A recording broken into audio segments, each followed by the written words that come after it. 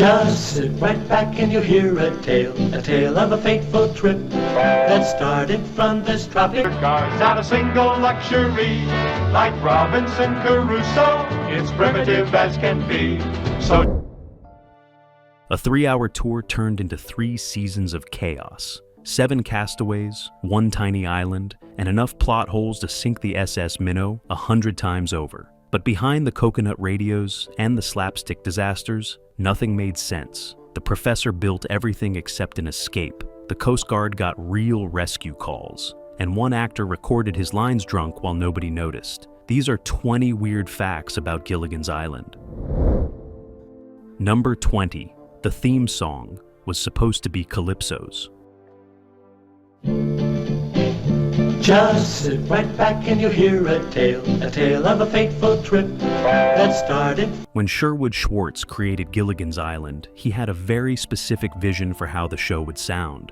The setting was tropical, the mood was supposed to be lighthearted adventure, and he wanted music that captured the Caribbean spirit of the premise. So, for the original pilot episode filmed in 1963, he commissioned a calypso-style theme song with steel drums, island rhythms, and a melody that felt authentically tropical. The lyrics told the story of the shipwreck, introduced the characters, and set the tone for everything that would follow. Schwartz loved it. He thought it perfectly captured the show's identity and would become instantly memorable to audiences. Then he screened the pilot for CBS executives, and their reaction was immediate and negative. They hated the Calypso theme. It was too slow, they said, too foreign sounding, too difficult for American audiences to connect with. This was 1964 and network television was conservative, cautious about anything that felt too ethnic or unfamiliar. They wanted something simpler, catchier, more obviously commercial. Something that sounded like it belonged on American radio rather than a beach in Jamaica. Schwartz fought the decision, but ultimately had no choice. CBS had final approval on all creative elements, and they refused to air the show with the Calypso theme. So he went back to his composers and demanded a complete rewrite. The new version kept the same lyrics and storytelling structure, but changed the entire musical arrangement. Number 19. Gilligan had no first name until much later. watch it, little buddy, you're following my line. For 3 seasons and 98 episodes, the main character of Gilligan's Island was simply called Gilligan. No first name, no explanation, just Gilligan. The skipper called him Little Buddy. The other castaways called him Gilligan. The credits listed Bob Denver as Gilligan, and for years nobody questioned it because plenty of television characters went by single names without issue. But fans were curious. Letters arrived at CBS asking what Gilligan's full name was, whether Gilligan was his first name or last name, what his parents had called him before he ended up on that island. Sherwood Schwartz had never bothered to create a first name. It simply wasn't important to the stories he was telling. The character was defined by his innocence, his clumsiness, and his good heart, not by having a conventional name structure. So, when asked, Schwartz would just shrug and say Gilligan was Gilligan. That's all anyone needed to know. But Bob Denver, who played the character for 3 years and then spent decades doing reunions, interviews, and public appearances as Gilligan, eventually decided the character needed a first name. In the 1970s, during an interview, he casually revealed that Gilligan's first name was Willie. He offered no explanation for how he knew this. Didn't claim Schwartz had told him, just stated it as fact. Willie Gilligan. Number 18. The professor could make everything except a boat. You see, we found this telephone line and we tapped into it. And we're on a deserted island, there's no telephone booth or even a phone. The skipper to the millionaire and his wife. The professor could build almost anything from the limited resources available on the island. He constructed a radio receiver from coconut shells and wire. He created a battery from island minerals and seawater. He built a lie detector, a telescope, nitroglycerin, and even a primitive phonograph. His scientific knowledge seemed unlimited, his ingenuity boundless. Week after week, the professor would solve seemingly impossible problems with clever inventions assembled from bamboo, vines, and whatever washed up on shore. But he could never fix the SS Minnow. The boat that had brought them to the island sat damaged on the beach for 3 seasons. And despite the professor's genius, despite his ability to create complex electronic devices from coconuts, he apparently couldn't repair a simple hole in a ship's hull or rig a sail that would get them back to Hawaii. The contradiction was glaring and deliberate. The show needed the castaways to remain stranded, so the professor's abilities had convenient limits that made no logical sense. Viewers noticed immediately and complained constantly. Letters poured into CBS pointing out the absurdity. Sherwood Schwartz acknowledged the problem in interviews, but defended it as necessary for the show's premise. He said Gilligan's Island was a fantasy, not a documentary, and asking for logical consistency missed the point. The professor's selective competence was part of the joke, part of the absurd world where coconuts became technology. Escape remained forever impossible. Fans could either accept the premise or drive themselves crazy analyzing the plot holes. Most chose both, enjoying the show while simultaneously mocking its complete disregard for logic. Number 17. The island was in a studio lagoon. And painted backdrops. The lagoon was a concrete tank that leaked constantly. The tropical paradise where 7 castaways spent 3 seasons stranded looked remote, isolated, like it could have been filmed anywhere in the Pacific. Establishing shots showed lush vegetation, pristine beaches, and crystal clear water that suggested an exotic location far from civilization. But the reality was much less romantic. The island wasn't in the Pacific at all. It was in Los Angeles, specifically on the CBS Studios Center, backlot in the San Fernando Valley. The lagoon where the minnow sat wrecked and where countless water-based scenes were filmed was an artificial pond built decades earlier for other productions. It was maybe 100 feet across, surrounded by carefully maintained tropical plants that created the illusion of wilderness while actually existing in the middle of a working film studio. Stand on the beach and look one direction. You'd see palm trees and the ocean. Turn around, you'd see sound stages and parking lots. That same lagoon had already appeared in dozens of other television shows and movies before Gilligan's Island arrived. It had been used for war films, adventure series, and any production that needed a quick tropical location without the expense of actually traveling somewhere tropical. And it would continue appearing in other shows for years after Gilligan's Island ended, a versatile piece of studio infrastructure that could be redressed to look like different islands depending on what a particular production needed. The cast filmed most of their scenes on that backlot, rarely leaving the studio except for occasional second unit shots of real ocean water or aerial footage of actual islands used for establishing shots. Bob Denver later joked that their deserted island was about 15 minutes from his house and that he could hear traffic from Ventura Boulevard during quiet moments between takes. Number 16. Mary Ann and the Professor weren't in the original theme.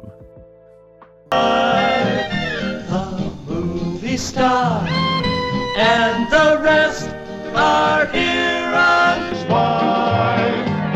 The movie star, the professor. The Gilligan's Island theme song served a specific purpose.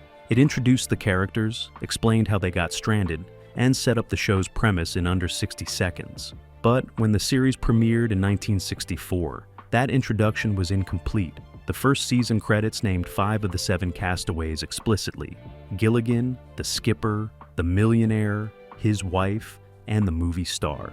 Then came the final line, which dismissed the remaining 2 characters with a casual phrase that became infamous: "and the rest." That's how Mary Ann and the Professor were credited for the entire first season. Not by name, not with any acknowledgement of who they were or what they contributed to the group. Just "and the rest," lumped together like they were less important than the other 5 castaways. The phrase appeared in the opening credits of every episode, while Dawn Wells and Russell Johnson's characters were clearly featured in the actual show, often carrying major storylines and getting as much screen time as anyone else. Fan reaction was immediate and angry. Letters arrived at the network demanding to know why 2 main characters were being treated like extras. Dawn Wells and Russell Johnson were both bothered by the slight, but contractually had no power to change it. Number 15. Tina Louise hated playing Ginger. I'm dying. I'm dying. Dying. Tina Louise was a serious actress when she was cast as Ginger Grant, the movie star Castaway. She had studied at the Actors Studio, performed in legitimate theater, appeared in dramatic films, and considered herself an artist committed to meaningful work. When her agent brought her the Gilligan's Island script, she read it as a sophisticated social satire, a commentary on class and survival that would allow her to explore complex themes while reaching a mass audience. Then she showed up to the first day of filming and realized she had completely misunderstood what Gilligan's Island actually was. It wasn't sophisticated satire. She felt tricked, trapped in a contract for a show she would never have agreed to if she had understood its actual tone. She asked to be released from her contract. The network refused. She threatened to quit anyway. They reminded her of the legal consequences, so she stayed. But she made her displeasure known constantly. She clashed with Schwartz over scripts, refused to participate in publicity events she considered beneath her, and maintained an emotional distance from the rest of the cast, who were having fun with the material. Her bitterness lasted long after the show ended, while other cast members embraced their Gilligan's Island legacy, appeared in reunion movies, and celebrated the show's enduring popularity. Louise refused almost every reunion offer, and rarely spoke about the series except to express regret. To her, those 3 seasons represented a career detour she never wanted, time wasted on a show she never respected. Number 14. The shark attack was a prop malfunction.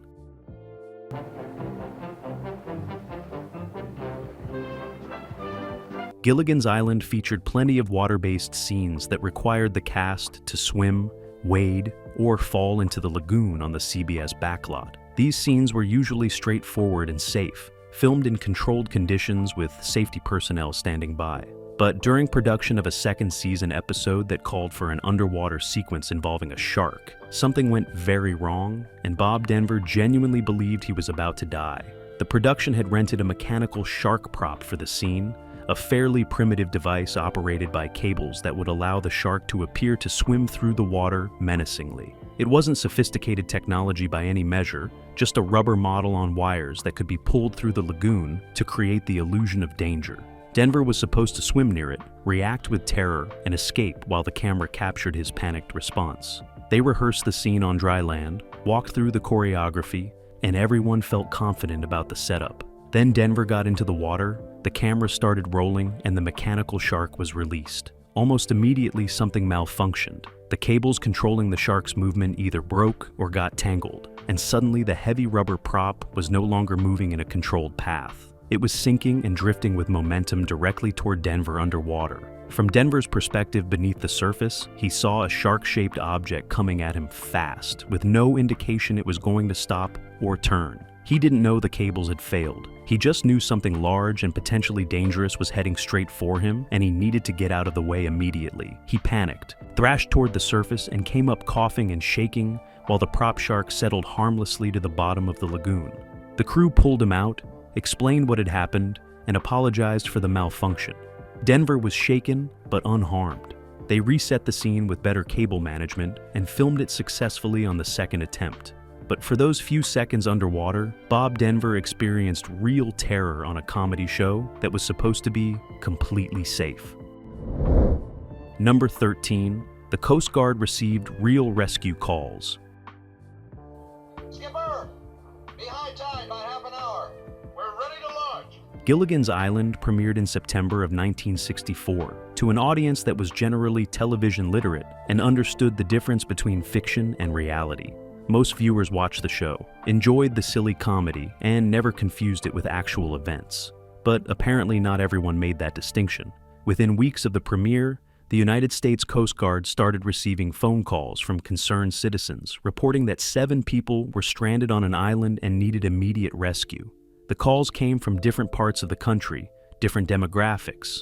People who had somehow watched Gilligan's Island and concluded they were watching a documentary or a news report rather than a scripted comedy. They provided descriptions of the castaways, mentioned the wrecked boat, and insisted that the Coast Guard needed to launch a search and rescue operation immediately. Some callers were elderly and possibly confused. Others were children who didn't understand that television shows weren't real. But some were apparently adults with no obvious reason to mistake a sitcom for reality. Coast Guard operators tried to explain patiently that Gilligan's Island was a fictional television program, that the people on screen were actors, that no actual rescue was needed. Some callers accepted this explanation and hung up embarrassed. Others insisted the operators were wrong, that they had clearly seen stranded people on television and something needed to be done. A few callers became angry, accusing the Coast Guard of refusing to help people in genuine distress. The calls continued sporadically throughout the show's entire 3-season run. Number 12, Natalie Schaefer, lied about her age. My driver? Don't be silly, darling. You know perfectly well my chauffeur's back home.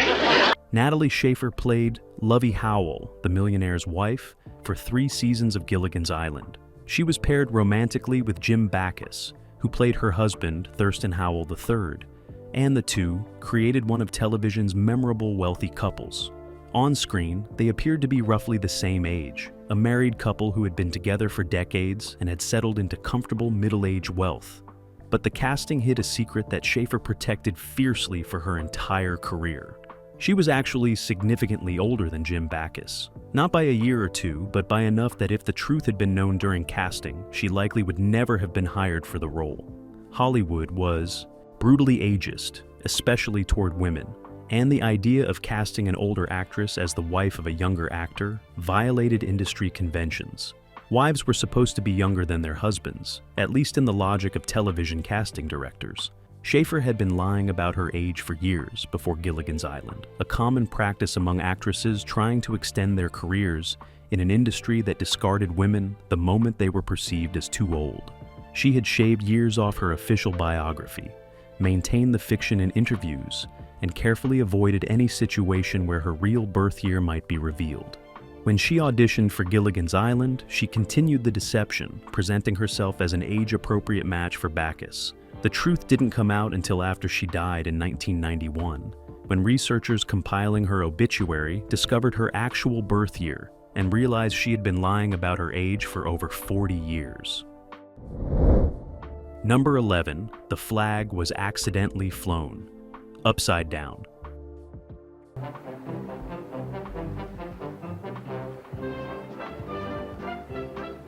Maritime protocol has specific rules about distress signals.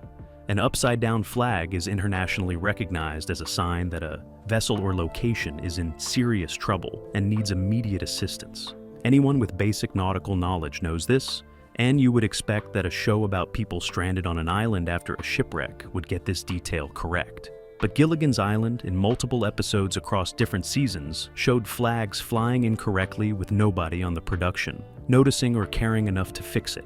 The errors appeared in various contexts. Sometimes the American flag would be raised upside down during patriotic moments that were supposed to be played seriously. Other times, signal flags intended to call for rescue would be oriented incorrectly in ways that would actually communicate the opposite of what the characters intended. The mistakes weren't consistent, suggesting they weren't intentional choices, but rather the result of crew members who simply didn't know proper flag protocol. Sharp-eyed viewers caught the errors and sent letters to CBS pointing out the mistakes. Veterans were particularly annoyed, finding the incorrect flag display disrespectful and proof that the production hadn't bothered to consult anyone with actual maritime or military experience. The production never acknowledged the errors publicly or made any effort to correct them in later episodes. The same mistakes kept appearing season after season, suggesting that nobody involved with Gilligan's Island actually knew or cared about maritime flag protocol. Number 10. Bob Denver took a pay cut to keep the show. Gilligan, do you know what's going on? Mum's the word.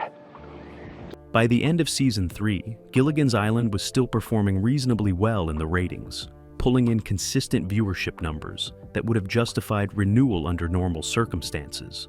But CBS was looking to refresh their lineup, chasing younger demographics and more contemporary programming that reflected the changing culture of the late 1960s. Gilligan's Island, with its innocent slapstick and family-friendly humor, suddenly felt old-fashioned to network executives who wanted to be seen as cutting-edge and relevant. So, despite decent ratings, CBS informed the production that cancellation was being seriously considered unless costs could be dramatically reduced. Sherwood Schwartz fought to save the show, arguing that it still had an audience and plenty of creative stories left to tell. But the network was firm. The budget needed to come down significantly, or the show would be replaced with something cheaper to produce. That's when Bob Denver made an extraordinary offer. He volunteered to take a substantial pay cut, reducing his per-episode salary to help bring the overall budget down to a number CBS would accept. Denver wasn't struggling financially. CBS took the offer, reviewed the numbers, and then canceled Gilligan's Island anyway. The decision had apparently already been made regardless of budget considerations. The network wanted the time slot for other programming, and no amount of financial concessions was going to change that. Denver and the others had sacrificed their salaries for nothing. The show ended after 3 seasons and 98 episodes, and the cast learned a hard lesson about network loyalty and the entertainment business. Number 9. The pilot had different actors. Always got this constructed.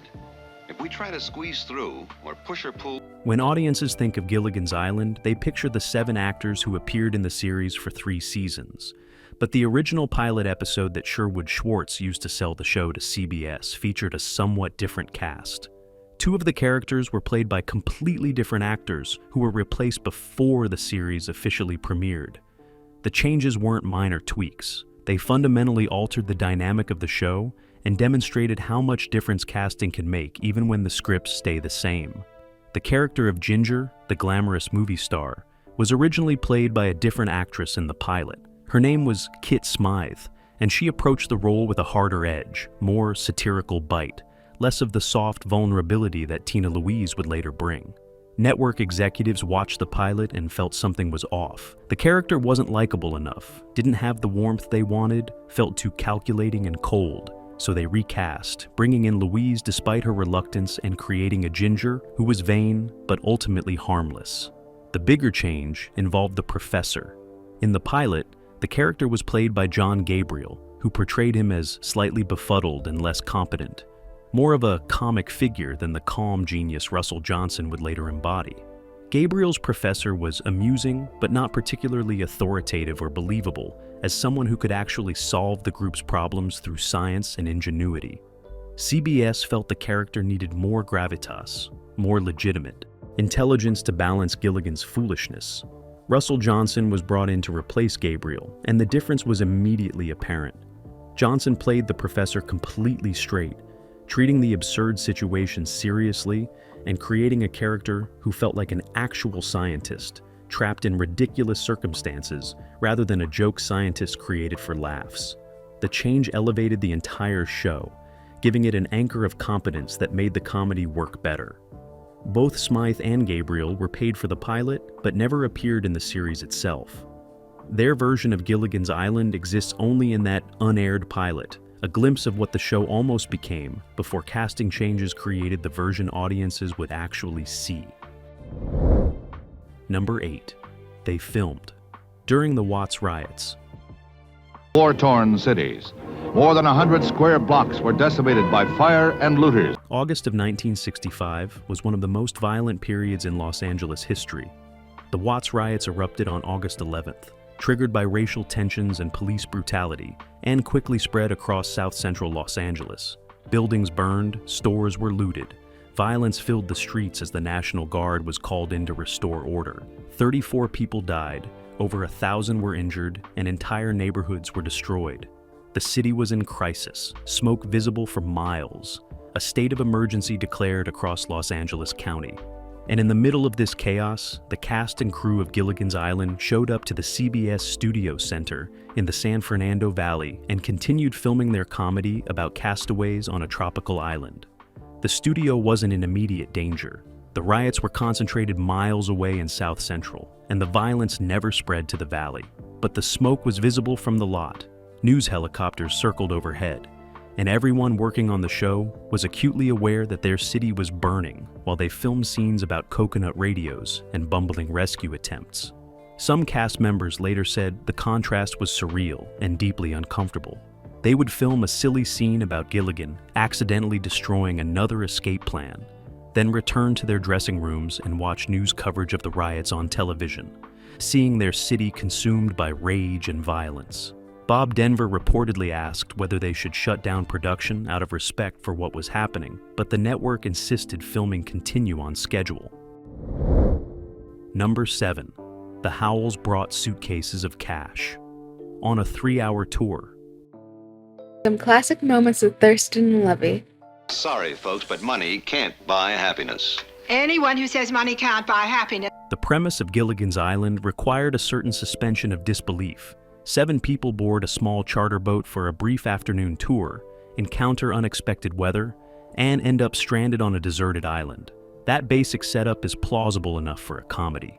But the show's continuity errors and logical inconsistencies went far beyond the initial shipwreck, creating absurdities that viewers noticed and complained about constantly.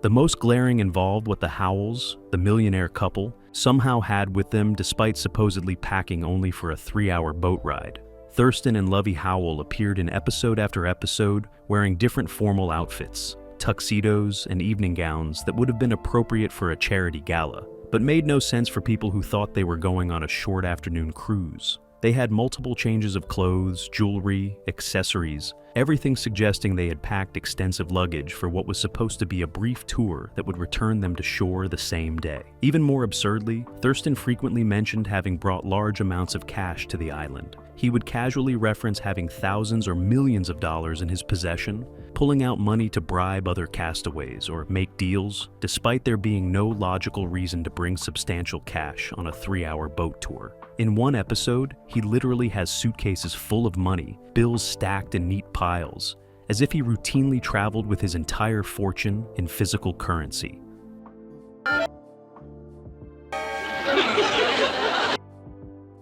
Number 6. Dawn Wells did her own stunts and nearly drowned. Dawn Wells played Mary Ann as wholesome, competent, and physically capable, the kind of Midwestern farm girl who could handle practical tasks the other castaways struggled with. That characterization extended to Wells herself, who insisted on doing many of her own stunts rather than relying on doubles for physical scenes. She wanted Mary Ann to feel authentic, and that meant actually climbing trees, running through jungle terrain, and handling water scenes personally, even when production offered safer alternatives. During filming of a second season episode that required Mary Ann to swim in the lagoon, Wells volunteered to do the scene herself, despite warnings from the stunt coordinator about unpredictable currents in the artificial pond. The lagoon on the CBS backlot wasn't as controlled as it appeared. Water was pumped in and out to maintain levels, creating subtle currents that could be dangerous for swimmers who weren't paying attention. She entered the water, cameras rolled, and she began swimming as the script required. Then she felt the pull, an undertow she hadn't anticipated, stronger than expected, dragging her toward the deeper section of the lagoon where pumps were located. She tried to swim against it but couldn't make progress, and suddenly she was struggling, taking in water, unable to reach the edge or call for help effectively. The stunt coordinator recognized immediately that she was in trouble. He dove into the lagoon fully clothed and pulled her to safety, while cameras continued rolling, capturing the entire incident. Just sit right back and you'll hear a tale of a fateful trip that started. Number 5. The show was banned in several countries. Gilligan's Island seemed harmless, an innocent sitcom about castaways trying to survive and escape from a tropical island. But its international distribution revealed that what played as lighthearted comedy in America could be controversial or offensive in other cultural contexts. Several countries refused to air the show or banned it after initial broadcasts, citing various reasons that range from understandable to bizarre. Some nations with strict censorship standards objected to the female character's clothing. Mary Ann's shorts and Ginger's form-fitting dresses were considered too revealing for family television in conservative countries, where showing women's legs or emphasizing their figures violated broadcasting standards.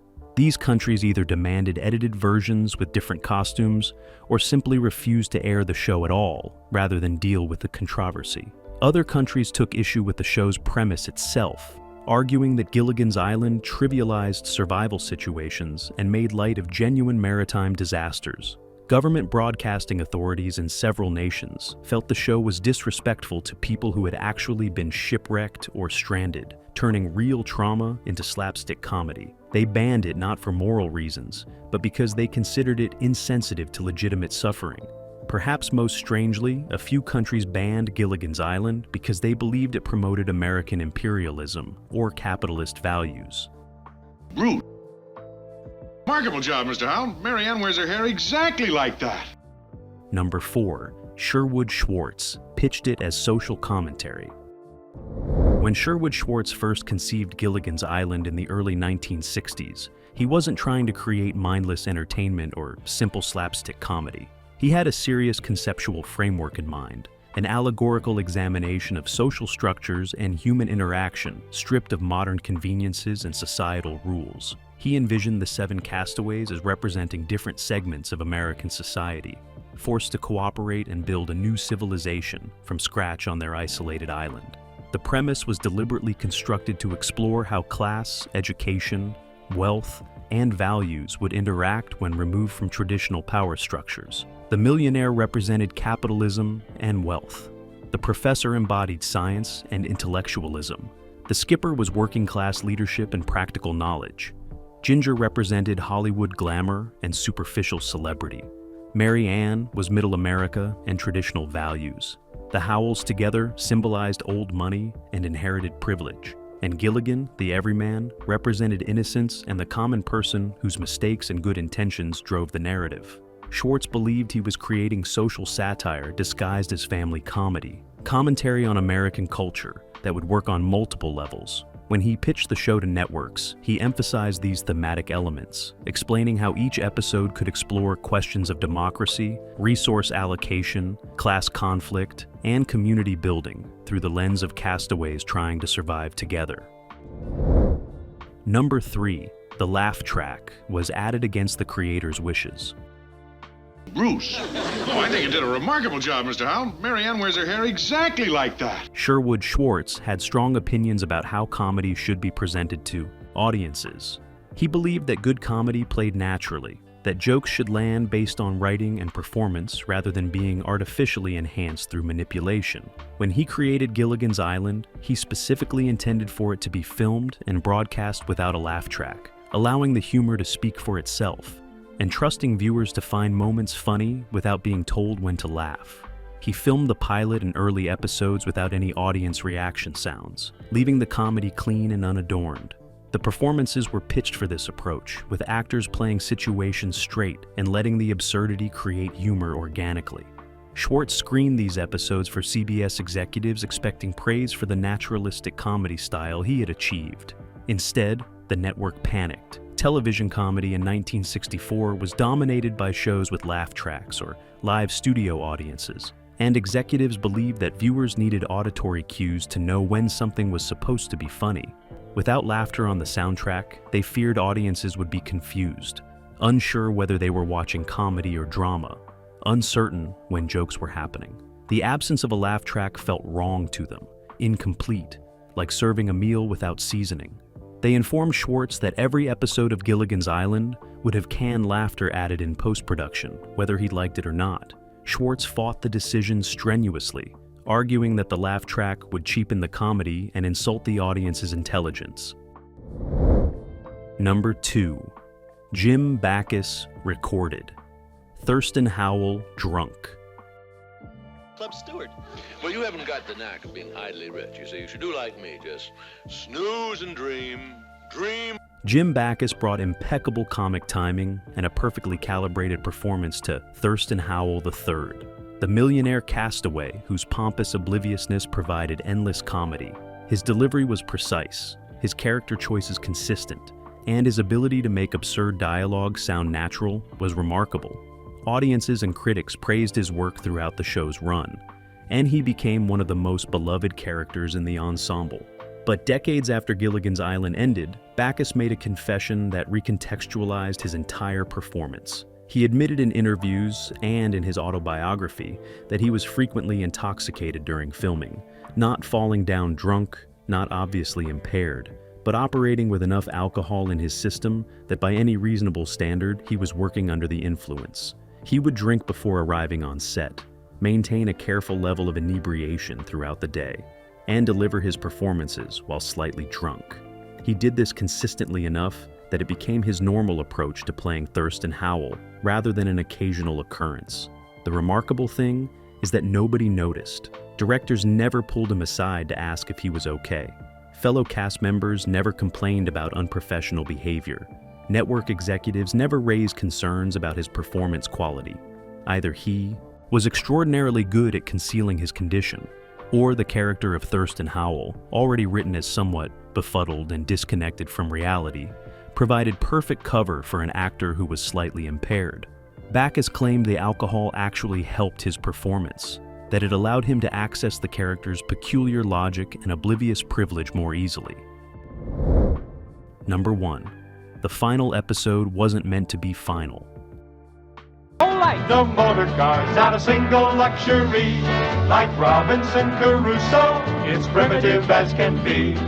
After 3 seasons and 98 episodes, Gilligan's Island ended not with resolution, but with the castaways still stranded, still trying to escape, still trapped in the same situation they had been in since the series premiere.